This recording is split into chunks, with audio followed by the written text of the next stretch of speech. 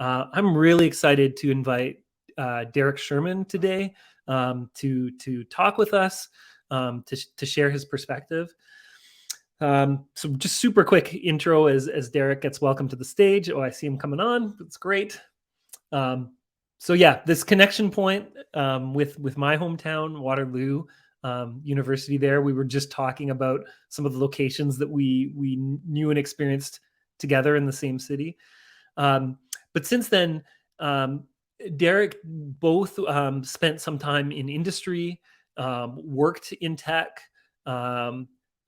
continued into graduate studies, did a Ph.D., continued kind of digging into the technology, and has a path where he's continued to ask these questions and he's found ways to really dig into them, explore them, particularly through academia. So he's now at Calvin University, a professor of computer science, where obviously he gets to work with students, work with developing these ideas in a place that's really taking seriously the kinds of questions that we're all asking.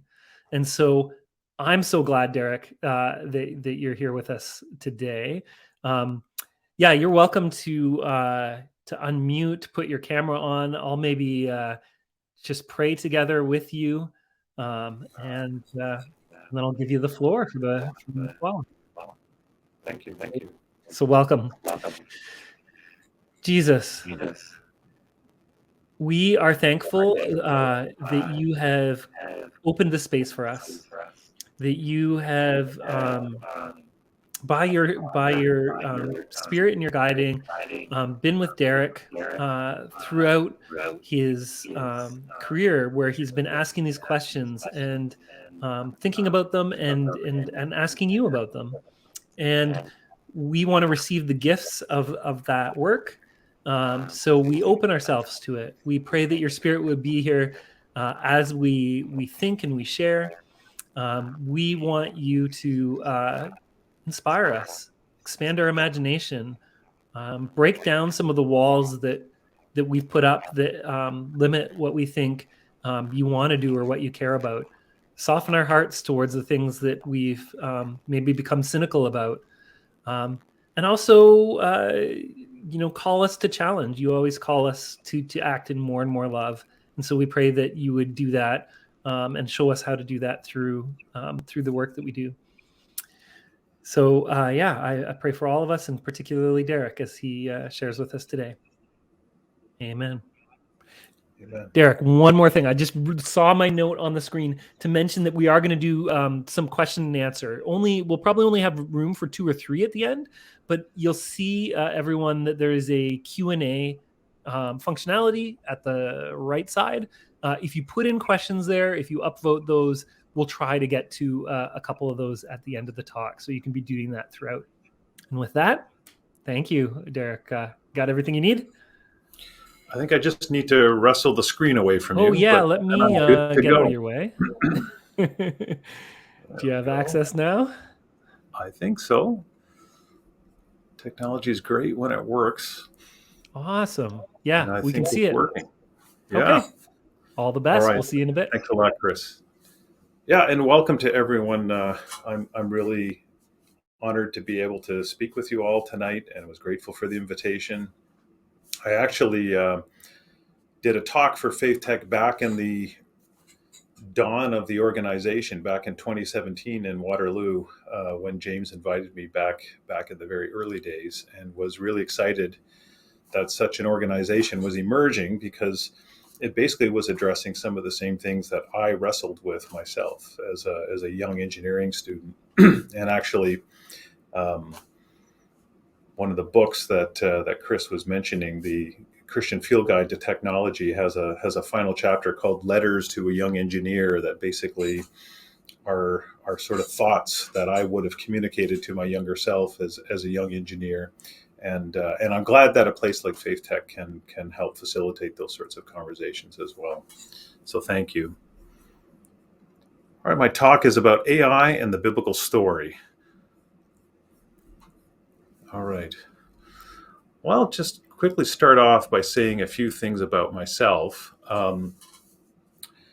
I grew up in sort of the 1980s, and it was a wonderful time to grow up because it basically corresponded directly with the sort of emergence of the personal computer. And my very first computer was a Timex Sinclair ZX81. Now, I'm probably dating myself a little bit here. I was very young at the time. Bought it with my paper route money for $99.95, and that's Canadian dollars, and and was just delighted with the possibilities that it provided. It had only 1 kilobyte of RAM. I kid you not. It had a membrane keyboard. You know, you connected it to your television on channel 3 in order to display the output, and you stored and retrieved programs and data from an audio tape cassette. So it was very, very primitive, but it just captured my imagination. Using these words from Fred Brooks, I could build castles in the air, albeit castles limited to 1 kilobyte, but it was still magical. And I knew that this is what I wanted to pursue. And so I went on to school and studied computer science and engineering, electrical engineering. And what's neat is that my Timex Sinclair ZX81 had a Z80 processor, which had about 8,500 transistors or so. But I was on the front end of this sort of Moore's law of growth, which has basically carried on to this very day. Of sort of every 18 months to 2 years, the number of transistors on a silicon chip approximately doubles. And you can see the plot here. It looks linear, but you have to look at the y-axis and see that it's an exponential y-axis. It's a log plot. So basically, we have exponential growth here. It's just been amazing. It's just been wonderful. It's been a rich area of creation that we've uncovered. And many of these sort of hardware advances have made possible, some of the more recent advances we've seen in AI. Right? The development of GPUs and RISC architectures have all contributed to some of the changes that we're seeing today. And of course, it isn't just hardware that's advanced. And I apologize, this slide may be a little light, but this is a snapshot from OpenAI's website showing that since around 2012 or so, their algorithm has improved by 44 times in terms of training on the equivalent of what's called an AlexNet, which is a typical neural net, convolutional neural net, CNN. But what you've seen is that the algorithms themselves have also advanced. And in fact, if you look more broadly at algorithms, some of the advances in algorithms, many people don't realize this, have outstripped the rate at which hardware has advanced. So Moore's law, as wonderful as it is with its exponential sort of growth of the number of transistors, the algorithmic developments done by theoretical computer scientists have actually outstripped some of the work that's done for us with Moore's law, which is kind of amazing. So, and especially in AI, we're dealing with huge data sets. And algorithms for doing steepest gradient descent and backpropagation and all these sorts of things have been also developed in such a way that we can deal with this large amount of data. And of course, I'm sure everyone tonight has played around with ChatGPT from OpenAI. It's just taken the world by storm and sort of shown what can be done when you have a very large data set. Here's an example, and maybe you've seen others like this. It's basically instructing ChatGPT to write a poem in the style of William Shakespeare about how to remove a peanut butter sandwich from your VCR. And I'll just read the first few lines here. ChatGPT responds, "Hark, attend, forsooth, for this dire scene, wherein a peanut buttered fate hath been, a sandwich lodged within a VCR's core. O wretched plight that none hath seen before. To rectify this woeful mishap, pray hearken to my poetic map. With Shakespeare's verse I shall impart the steps to mend this saddest of art." I mean, it's pretty amazing. And you may wonder, how in the world did a machine compose something like this? It's kind of it's kind of puzzling how a machine could put this together. But what we've seen is that basically, if you have a large enough data set, And to be sure, there are tons and tons of online websites telling you about how to deal with a sandwich in a VCR. That there's a lot of data in the data set explaining how this is solved. And of course, there's a ton of data on William Shakespeare. And basically, what large language models do is they just statistically, chain together words that are, highly probable within the context that you've given it. And it's remarkable. Once you have a large enough data set, some of the results are quite stunning. And so some of the advances in AI that we've seen have been enabled by the hardware that we've talked about, driven by Moore's law and advances in computer architecture, algorithms for sure, but also just massive amounts of data, right? And of course, the internet has provided us with just a huge data source. Not always the most sanctified data, let's put it that way, but data nonetheless.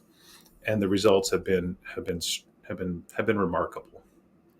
And of course, what this has done is it's led some people to make wild predictions about how AI might save the world. Here's actually a blog post by Mark Andreessen. I don't know if you recognize the name. He was the co-author of Mosaic, which was the first graphical web browser, and then later on co-founder of Netscape. He's well known for the saying, software is eating the world.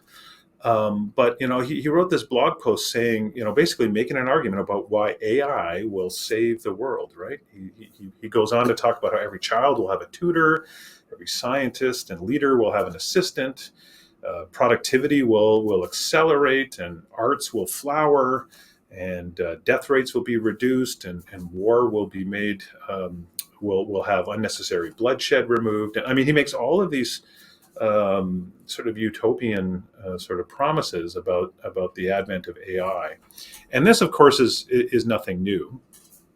Neil Postman, who was a bit of a technology critic, let's say, a media ecologist from decades ago, wrote that we believe nothing if not that history is moving us towards some kind of preordained paradise, and that technology is the force behind that movement. And it isn't just with AI or with modern computer technology. You can actually go back through time, look especially in the Enlightenment, right, which began hundreds of years ago already, when people began to discover all kinds of wonderful possibilities in creation and uncover them. People began to make pretty bold predictions about the ability of humankind to solve all of our problems. Here's a quote from Nikola Tesla, right, who was a pioneer in power and electrical conversion. Here's a quote that he wrote: "We soon to have everywhere smoke annihilators, dust absorbers, ozonizers, sterilizers of water, air, food, and clothing, and accident preventers on streets, elevated roads, and in subways. It will become next to impossible to contract disease germs or get hurt in the city." I mean, that would have been neat over COVID for sure. But he goes on to say, humanity will be united, wars will be made impossible, and peace will reign supreme. I mean, this is almost biblical language, right? Ushering in peace and shalom, and how technology will wipe away every tear and prevent diseases and the end of war. It's almost a biblical kind of vision of a peaceful new heaven and a new earth. And of course, faith and technology was a hallmark of sort of the era of the Enlightenment. So what we're seeing now with AI is actually not really anything new. And there's a word for this. The sort of notion of trusting in technology has been called technicism. Technicism is a trust in the progress of technology to solve all of our problems and to bring health and material prosperity. And I have a little bit of a shot from a website here for a book whose subtitle is "How the Internet and Technology Will End Ignorance, Disease, Poverty, Hunger, War." So bold claims, almost the kinds of language that you find when the Bible talks about the new heavens and the new earth. And of course, the sort of promise of technology, looking to technology to solve all of our problems and to be the path to a utopian future is not new. In fact, it goes all the way back, to the biblical story of the Tower of Babel, right, where people gathered to build a tower that reaches to the heavens, right, to sort of bridge heaven and earth on their own, a tower to make a name for themselves. It also says in Genesis 11, and so this sort of looking to technology, looking to human creations to bridge heaven and earth is nothing new. And in fact, it actually goes back to the very first sin, right, where we were tempted to sort of grasp at autonomy, to do things on our own. And in fact, this trust in technology goes so far that some people believe quite strongly that it will ultimately solve the problem of death. I imagine most of you have heard of Ray Kurzweil. He's a director of engineering at Google and well-known technologist. He's had numerous patents. He's worked at MIT. He's well known and a very clever fellow. But he writes this: there won't be mortality by the end of the 21st century, not if you take advantage of the 21st century's brain porting technology. We will be software, not hardware. So he writes about an event called the singularity, when greater than human intelligence will be achieved with computers. And basically what we'll be able to do is literally download our brains into a computer and live forever and gain immortality of sorts. And basically this sort of view is based on presuppositions about what it means to be human, right? It's based on the fact that if we can capture the electrochemical reactions in a brain and reproduce them with fidelity inside of a computer simulation, we'll be able to capture the essence of what it means to be a human, just by simulating that neural activity. And of course, as Christians, we would certainly take exception to that, right? Being human is much more than the electrochemical reactions in our brain, and we're much more than that, right? The biblical story begins with people being created out of the earth, the dirt of the earth, but also the breath of the Lord, right? And so we have a much more, I would say, nuanced version about what it means to be human, one that involves a spirit as well as our flesh. But anyways, there's very clever people who believe so much in technology's power to solve problems that even the problem of death they believe can be solved. And of course, I think right away of Psalm 115, right, which talks about idols, that those who trust in them will become like them. And I think that's exactly what happens. If you were to download your brain into a computer, you would become a computer and not a person. But anyways, I just share that by way of example of the extent to which technicism goes. But of course, on the other side, where we don't all have technology optimists, there's plenty of technology pessimists out there as well, and this is also the case for AI. And in fact, one of the places where we see sort of a more dystopian take on this is in science fiction stories, right? Science fiction stories are mostly dystopian. I would challenge you to even see if you could think of a movie that is a utopian kind of science fiction movie. Most of them are largely dystopian stories. And basically, they come out of a postmodern sort of worldview, one that views technology with despair.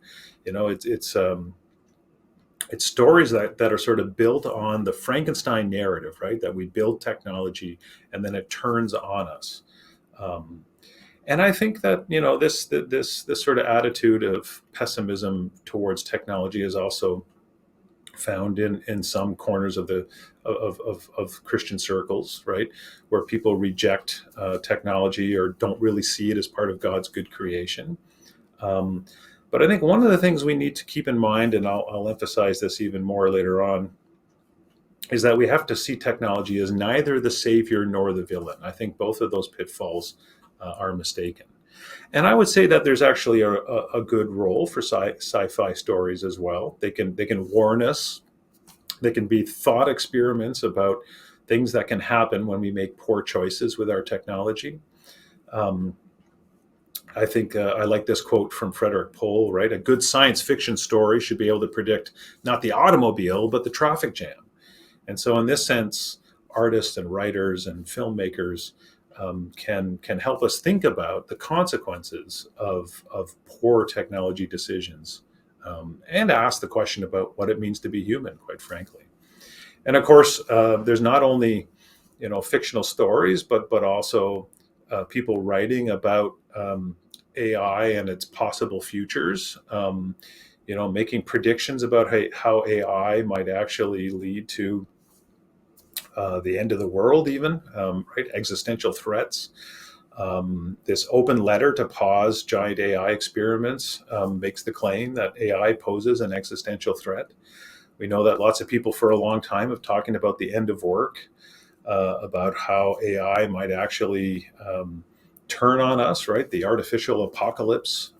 These sort of predictions among futurists in certain corners, including people who are actually quite well respected as computer scientists and so on, have raised the alarm that we really need to be careful. And I think about the movie Fantasia. So someone mentioned magic before the presentation here, and in this way, I think there are a lot of comparisons between technology and magic, right? This idea that we can control nature to do our bidding.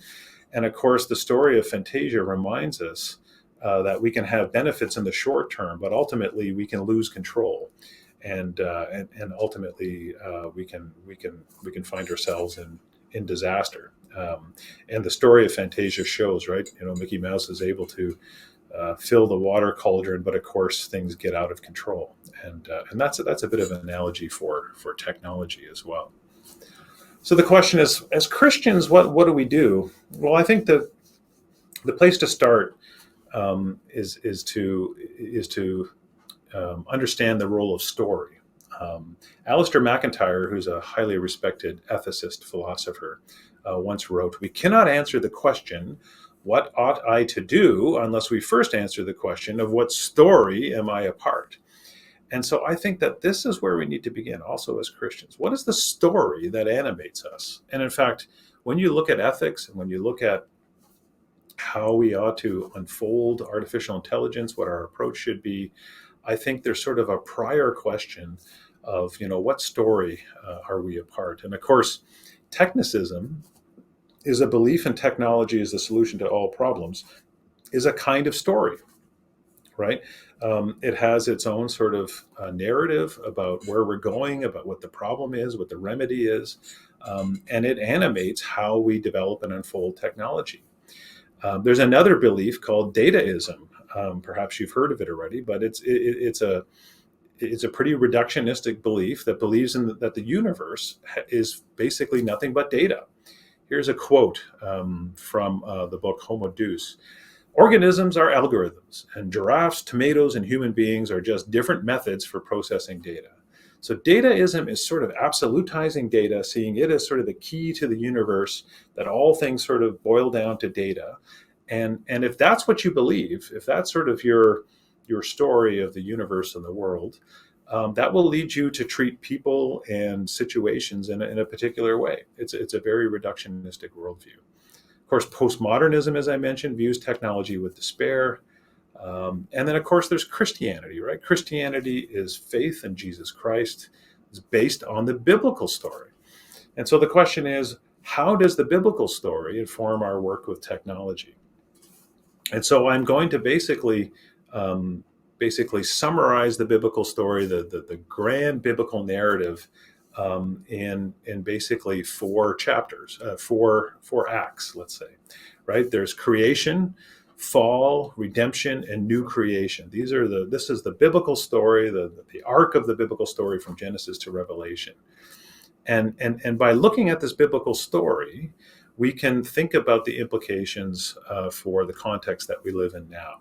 The biblical story provides a Christian worldview. And a way to think about a worldview is that it functions a bit like a gearbox, right?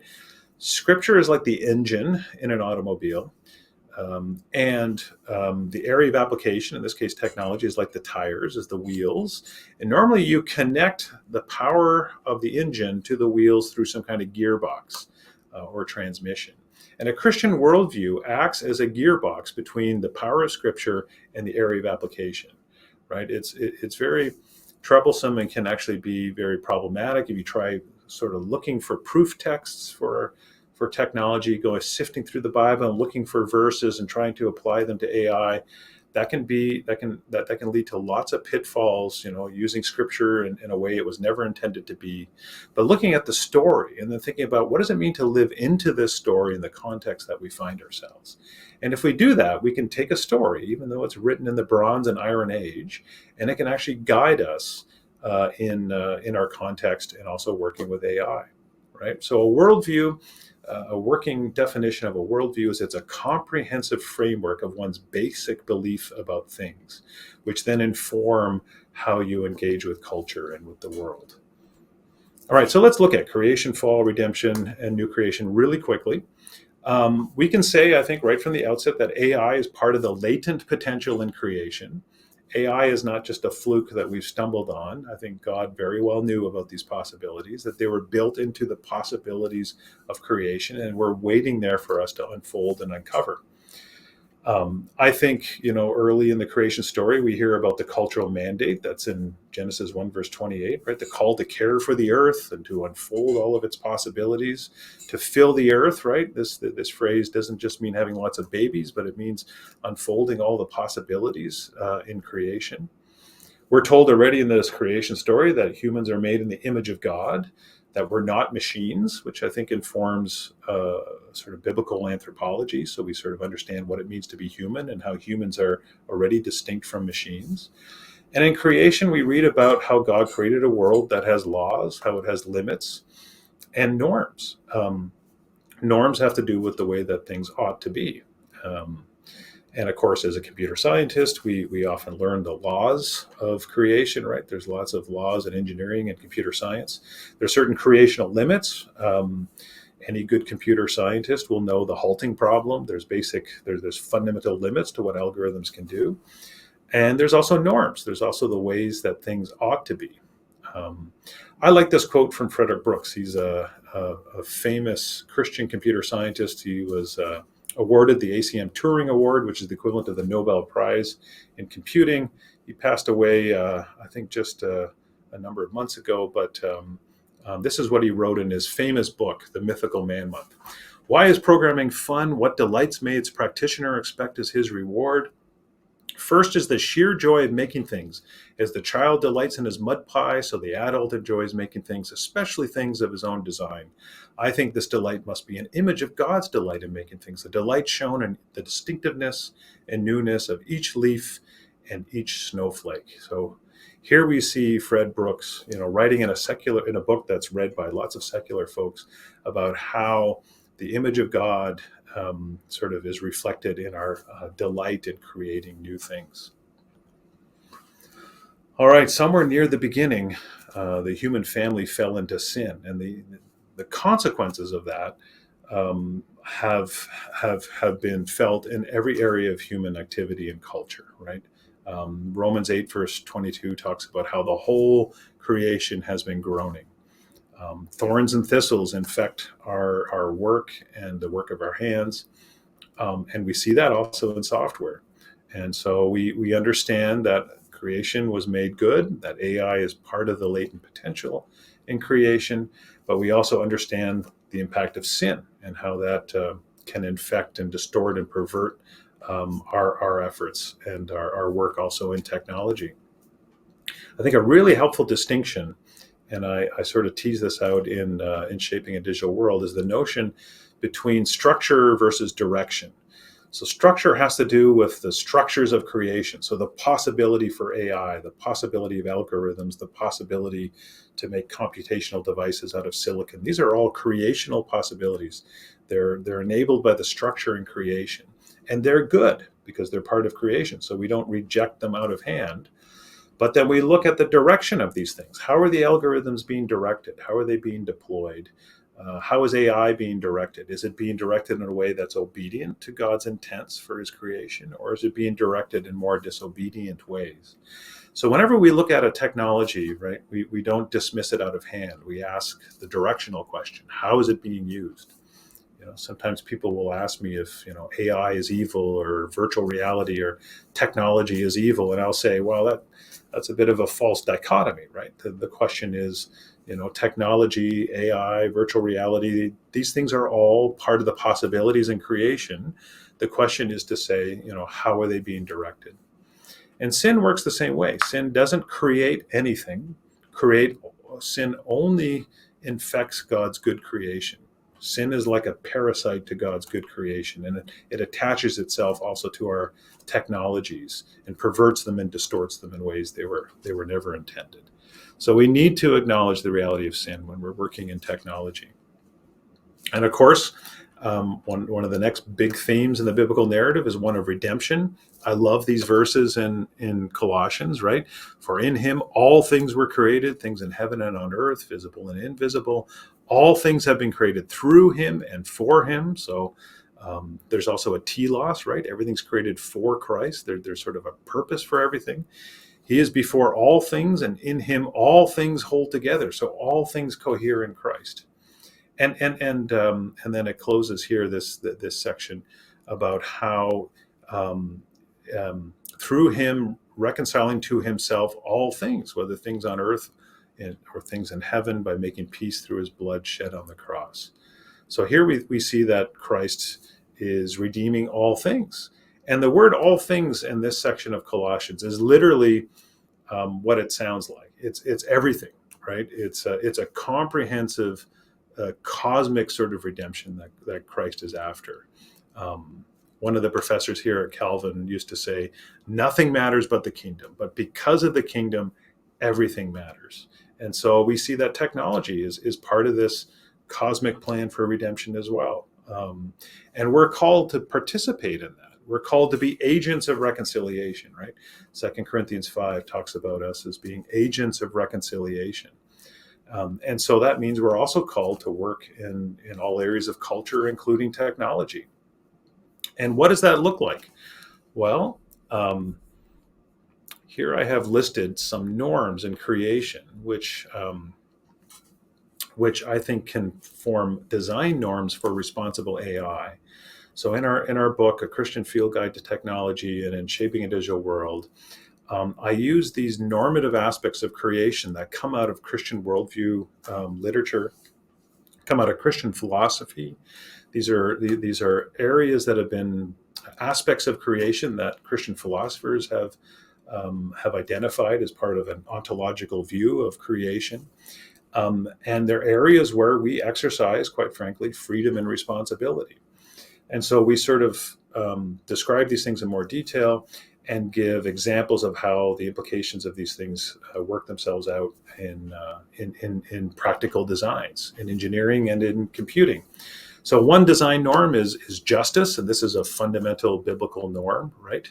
Going back to Matthew 5, verse 6, right? The design ought to promote justice. People must be given their due. We know with AI in particular, the possibility of bias and how injustice can be perpetrated through poor data or poor algorithms. Kathy O'Neill's book is really instructive in this, right? Weapons of math destruction.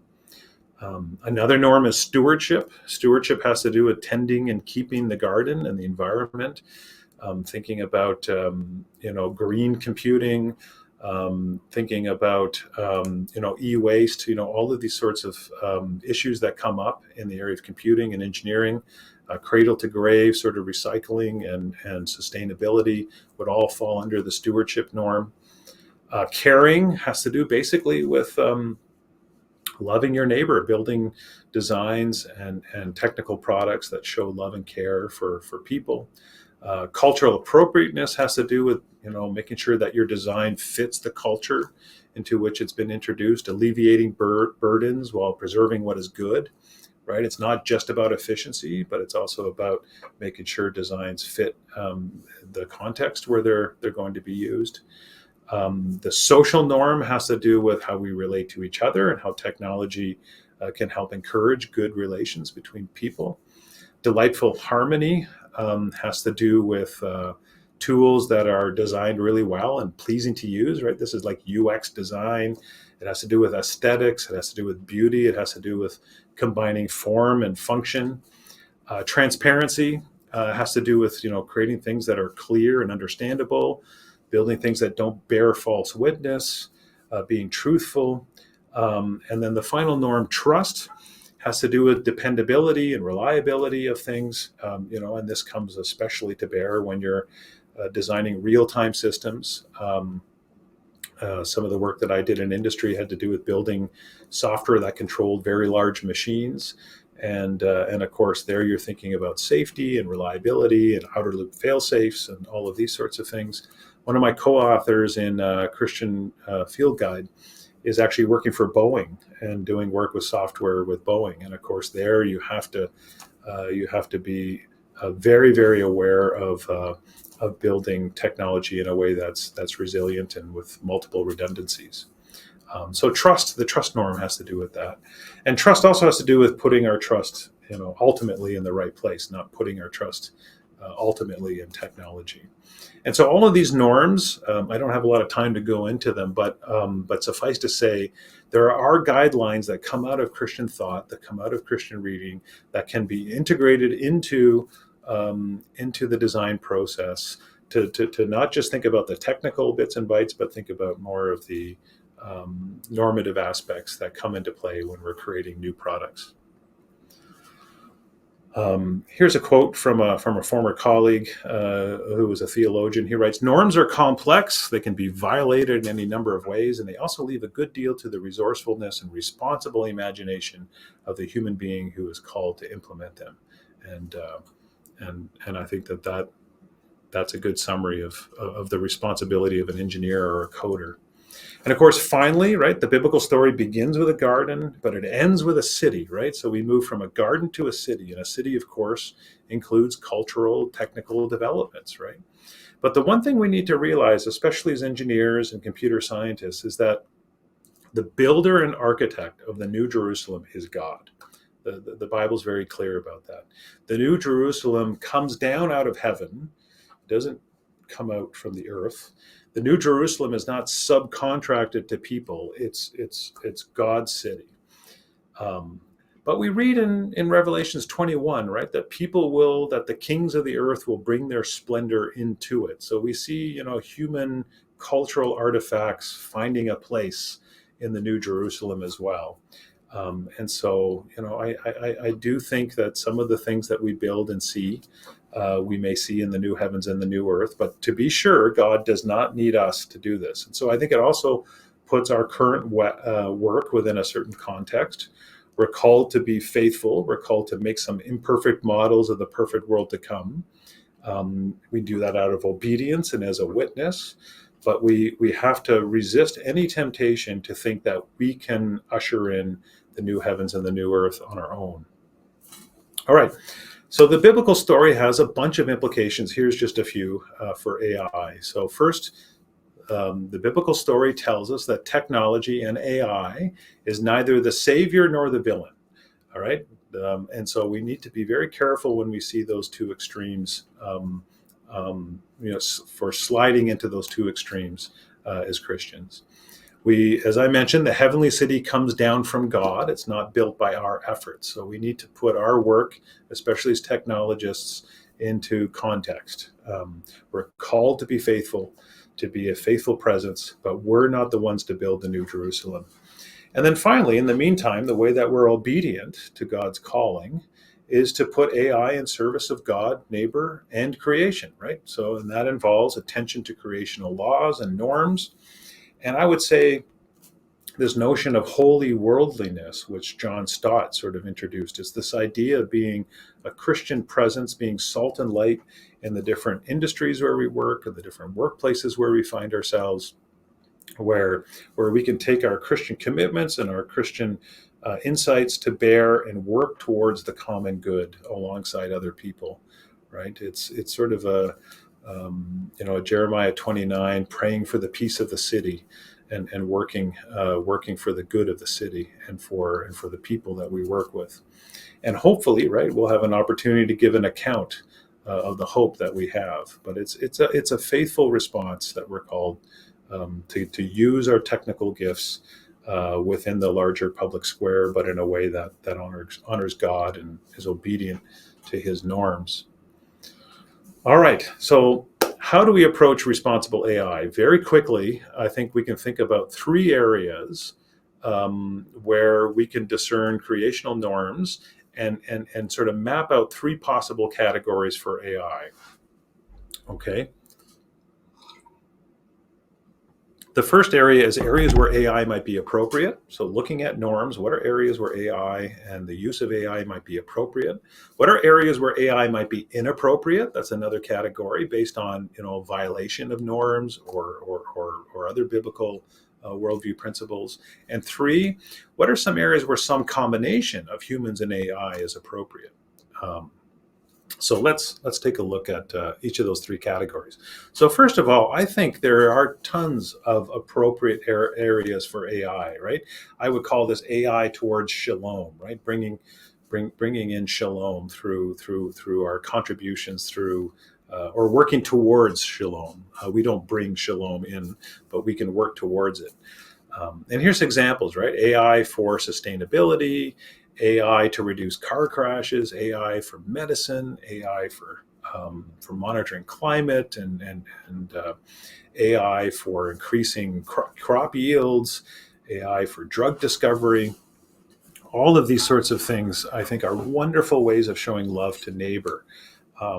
These are normative ways to use AI. There's just so many possibilities. In fact, there's probably areas where we ought to be using AI because of the possibilities that it affords. One sort of concrete example. So I did research many years ago when I was a Ph.D. student, and then I had a couple of undergraduate research students, and I had a couple of master students working under me. And I was thinking, what can I do with some of the AI research that I had done in my graduate work? And so what we did is we began working on AI for the sorting of recyclable goods. So here's an example of a project I worked on with a graduate student, and basically using artificial intelligence, using machine learning in order to rapidly sort recyclable goods that are sort of buzzing by on a conveyor belt, in order to more accurately sort materials and so that they can be recycled more effectively. And we actually used a field programmable gate array in order to do it faster, and using support vector machines. It was a really cool project, and it was a way of thinking about normative uses of AI that can help increase sustainability. And there's lots more examples of that. Then I would say there's also areas where AI is inappropriate. So I think these are areas where we would probably differ among different people, but I would suggest, I would posit that killer robots, that lethal autonomous robots, are areas where we ought not to be using AI. Social robotics, right? Child minding robots, elder care robots, sex robots. I think these are areas that are anti-normative. I don't think we should be replacing human relationships with machines, right? Humans and machines are different. And I think the relationship between a robot and a machine, between a robot and a person, is essentially a relationship of one person.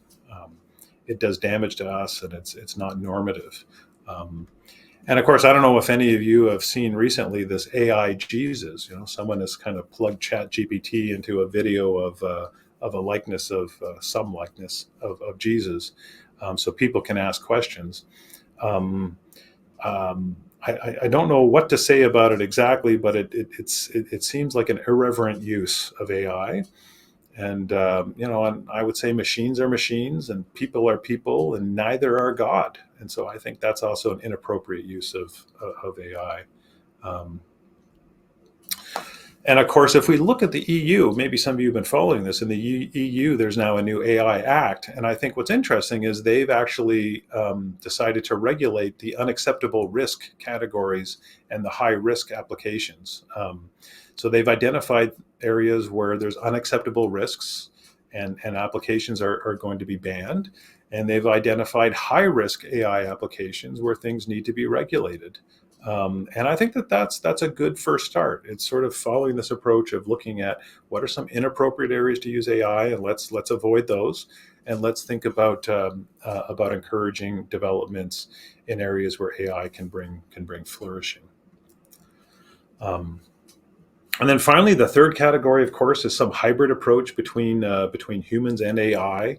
I think the use of cobots, being able to use AI for search and rescue, or as medical and legal assistance or resources. A nursing assistant, not replacing a nurse, but using a robot for heavy lifting and for some tasks like that might be appropriate. A writing assistant, right? Not writing for you, not doing the writing in place of you, but writing alongside you to help guide you. Space exploration, humanitarian demining, places where things are dull, dangerous, or dirty, and having machines do some of those more difficult pieces, but working alongside people. Here's another quote from Fred Brooks. "The rhetoric of AI echoed the builders of the Tower of Babel," he writes in his ACM Turing Award speech.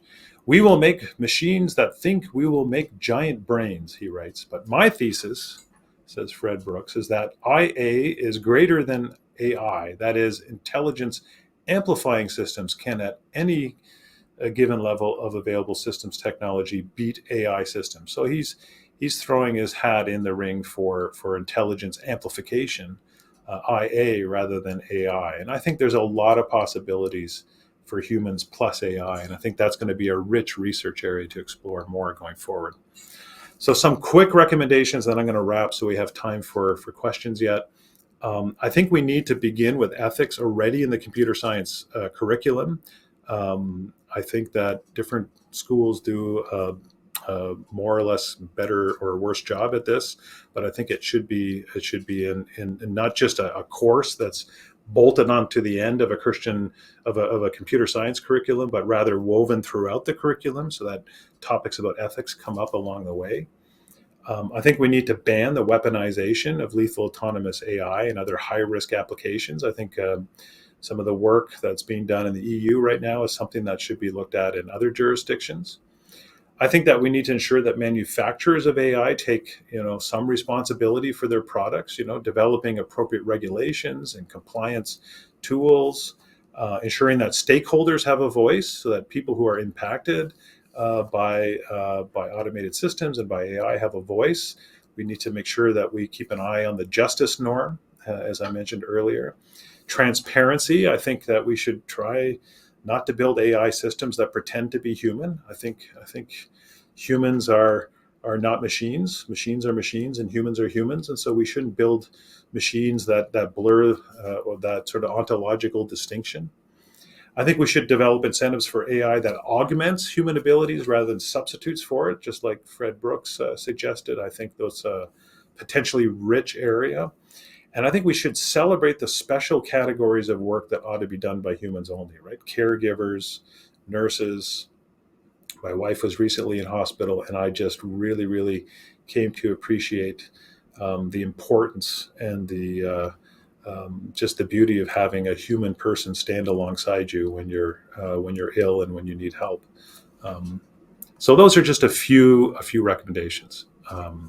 And I would ultimately encourage Christians as well to join the wider dialogue. So as Christians, we need to talk together at places like FaithTech and in our churches and elsewhere. But I think we also need to be moving outward and joining organizations that are starting the dialogue about AI ethics, right? The IEEE and the ACM and some of these large technical organizations all have bodies that are talking about ethics and data ethics and AI ethics. I'm an advisor for an organization called AI&Faith, and AI&Faith is an interfaith dialogue. So it's a dialogue between Christians and Jews and Muslims and other faith groups about thinking about how we ought to shape AI for the common good. And of course, the Center for Humane Technology. Some of you have probably seen The Social Dilemma, and other things that they've been putting out, thinking about how to build technology for flourishing. This is Brad Smith, a quote from Brad Smith, who was a president of Microsoft. He wrote, "Ultimately, a global conversation about ethical principles for AI will require an even bigger tent. There will need to be seats at the table not only for technologists, governments, NGOs, and educators, but for philosophers and representatives of the world's many religions." So we're being invited into this conversation, and I think that we ought to participate. And I think there's opportunities to do so. All right. And I just thought I'd conclude with, I'm sure most, if not all of you, have seen the Disney movie WALL-E. I think it's a wonderful parable, right? Of automation and technology. It's a parable that depicts this world where basically humans are obese, passive sort of creatures living on a large spaceship, right? Sort of stuck in reclining chairs, consuming Slurpees and being entertained by personal screens, right? Basically, they're not human. They're not a picture of human beings fully alive, and they've given up their task of caring for the earth to machines and to robots. And at the climax of the movie, right, we see the ship's captain sort of waddles over to the main control panel and seizes control back from the AI. And at this moment, I think we see humans exercising what they were called to do originally, right? Originally in the tower, in the Garden of Eden. And we see at the very end, right, the people coming out of the ship as it returns to Earth, holding a fledgling green plant in their hand, ready to take on that call to steward the earth and to care for it, to respond to that original cultural mandate. And I think automation, when we think about it, we have to think about it in the same way. It's neither unstoppable, nor is it inevitable. It's not the villain, it's not the savior, but we have to take responsibility and unfold it and direct it in ways that are obedient to God, to care for the earth and its creatures, and to show love to our neighbor. So I think I'll park it there. I have one last slide that just advertises a few things. For those of you who are in academics, the Association of Christians in the Mathematical Sciences is an organization where faith and science is talked about, mostly among professors in computer science and mathematics. I'm helping to facilitate an AI workshop at the American Scientific Affiliation, which has a conference in Toronto. You can go to asa3.org to find out more about that. And it's going to be a conversation between Christians who are working in research and industry in AI. And then finally, in the bottom right there, I have cover photos of my two books about faith and technology. Shaping Digital World is about faith and computer technology, and the Christian Field Guide is more for engineers specifically, to think about how to integrate faith in their vocation. So I think I'll park it there. I don't know if I can pass it back to Chris. Yeah, well, I'll join you, but you can stay up. If you wanted to, you can stop sharing your screen if you want, and then we just get the two of us. Yeah, thank you, Derek. I particularly appreciate the invitations throughout. Kind of reflecting on the tone of the talk. I think there's a lot of like reductionism that can happen, like you say, where it's like either this is the worst thing ever happening and we all need to resist it, or this is the most wonderful thing happening, and if you don't get fully on board, you're going to get left behind. Right. And I hear invitations throughout to engage, to not kind of check out and adopt wholeheartedly or reject fully, but to do what God has always invited us to do, is participate, show up, discern. Exactly. Yeah, be in this. So there's some discussion happening, and some of the questions are like changing as I go. But I started reading, and I'm going to kind of cluster a first set, and then I'll look for a second, maybe a third. One of the first questions, and a couple follow on it, are asking about how AI may play a role related to evangelism and sharing about Jesus. I think there's comments from Robert and Dave and AJ, and AJ's maybe picking up a bit on your slide where you were talking about like caution around some of applying AI in things that involve relationship, Yeah. and wondering also though, like, does it necessarily play that role, or is it another form of the printing press, or is it a new Hmm. kind of medium or Yeah. something? So yeah, it'd be wonderful just to hear your thoughts about is that a don't touch area? Is that a think about it in a particular way area? How would you riff on that? Yeah. So the whole area of sort of AI evangelism, is that a good place to start? Seems to be like, what Yeah. how should we be rushing into that? Should we Yeah. be avoiding it? Should we be somewhere in the middle? And if Yeah. middle, then how do we think about it? There's this interesting story that's a couple decades ago now. Maybe some folks listening are familiar with it. It's called the Gospel Blimp. And it was this story about this guy who was just on fire about spreading the gospel. He said, "You know what we need to do? We need to like buy this huge Goodyear blimp, and then we'll just broadcast we'll be able to broadcast the gospel throughout the neighborhood." And so they bought this blimp and they put Christian signs on it, and they dropped tracts from the blimp, and they went all through the neighborhood. And in particular, he had a neighbor he was trying to reach out to, and later on, fast forward towards the end of the story, his neighbor accepts Christ. And the fellow involved in the gospel blimp has his neighbor over, and he says, "Oh, I'm so glad that we put this effort into the gospel blimp, because we really wanted you to know Jesus." And he says, "Oh, I hated that stupid blimp. Right? It was putting brochures in my eaves trough, and it was creating noise, and it was just an eyesore." And he goes, "But when my wife got sick, right? Your family came over and provided us with meals, and you helped us when we were, and he talks about how relationship caused them to be sort of won over for the cause of Christ. And I found that kind of an interesting story. So I wouldn't want to say there's no role for AI, but I think, if you think about how Jesus came to us too, right? Of course, we have the Word of God, but we also had him coming incarnated, right? I mean, Jesus was not, was not a hologram. He was not just a book. He was not just some kind of magical message from heaven or an automated process. He was a person, right? An enfleshed person. So I think that the incarnation of Jesus is an extraordinary endorsement of embodied human existence. And we look at how the first early church sort of spread. It was through people, right?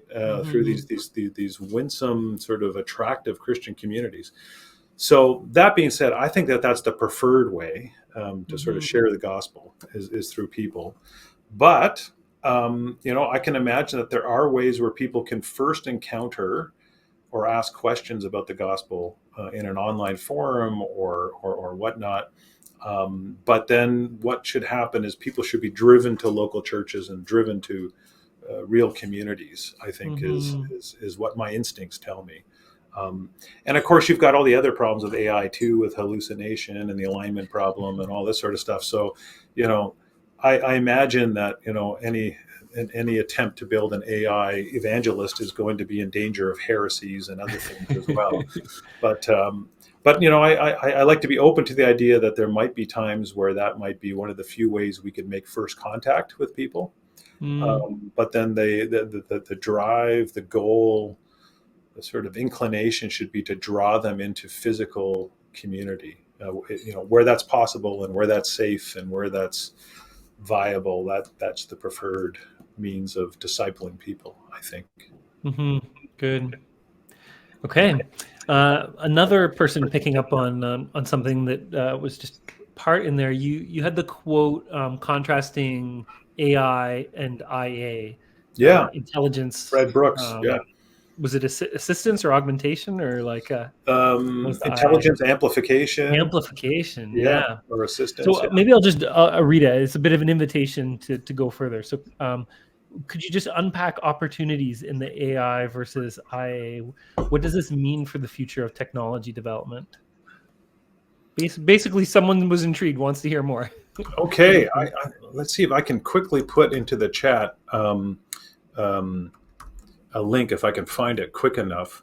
One of my colleagues, for instance, is an expert in large language models and teaches some of our AI classes. Let me just put a link in the chat.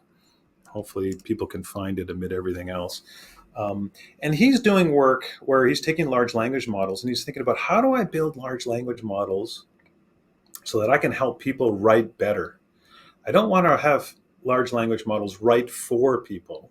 What I want to do is help them to write better, right? To love their neighbor better by writing in more compelling, more loving, more nuanced, more providing more information and more rich conversation. And so he's working with his own large language models and his own code to actually help nudge people to write better. And he's actually done some initial work on looking at what happens when you provide basically suggestions for auto-completing messages in texts or in word processors.